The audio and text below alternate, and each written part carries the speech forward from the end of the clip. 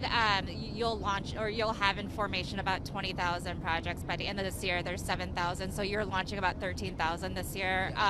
Can you put a dollar figure on the projects that will launch this year? How much is the federal investment cumulatively? Well, remember the bills. I don't mean to be a good math person. I just went to St. Matthias, but it was 1.2 trillion. Half of this money has gone out through formula money to the governors as it has since Ronald Reagan has been in office. The other half are competitive grants. Between and amongst all of those things, this money will be pushed out. Remember, it's a 5-year plan, so if you just took all the money and you divided it by 5, that's pretty much how much we push out every year. And depending on how big of the projects are, that kind of gives you some calculation of how many projects can get done.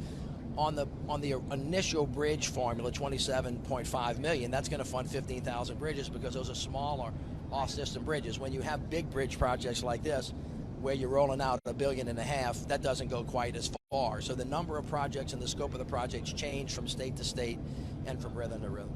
Some state officials have, including the Secretary of Transportation for West Virginia, have complained that the rules for getting the money, it's complicated, it's overly bureaucratic. Are there plans to streamline the rules process in 2023? Well, first of all, my experience, as you know, I'm the on-the-ground guy. I've spoken to every governor in the country, and the ones that I have not spoken to verbally, I've spoken to their chiefs of staff and I've been in communication with them.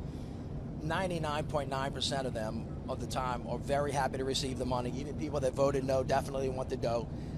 And we spend a lot of time working on communication, collaboration, coordination, even in places that did not vote for the president. The president's directive was, I'm the president of everybody in the United States of America, and this money's got to get down to the ground. I'm very cognizant, as you know, because I helped rebuild New Orleans, that the federal, state, and local communications have to stay open and robust. And so we're available all the time. Secondly, in order to facilitate what I call this getting everybody on the same page or the same hymn book, I would otherwise call it vertical or horizontal integration, but I think people understand the hymn book thing better, is that I've asked each of the governors on behalf of the president to have an infrastructure coordinator who is not only working in partnership with the feds, but is working across their states too. So every day we spend time making it easier to go faster. Now, what you're alluding to is a letter that was sent very early on by a bunch of governors that said, look, the federal government can't tell me what to do with the money. If I want to build a new thing, I can build it as opposed to refurbish that. There's some truth to that, but these are the kind of discussions that everybody has when we talk about what I consider to be the hard work of governing, actually make projects happen. But nothing in the last year that has happened in our communication with any of the governors that has caused me the kind of concern, for example, that you see other folks in politics fighting about that mean nothing. And so I feel really good about the work that we've done. Where we have differences, we get in the room, we talk about them, we try to work them out, and then we figure out who gets to tell who what to do.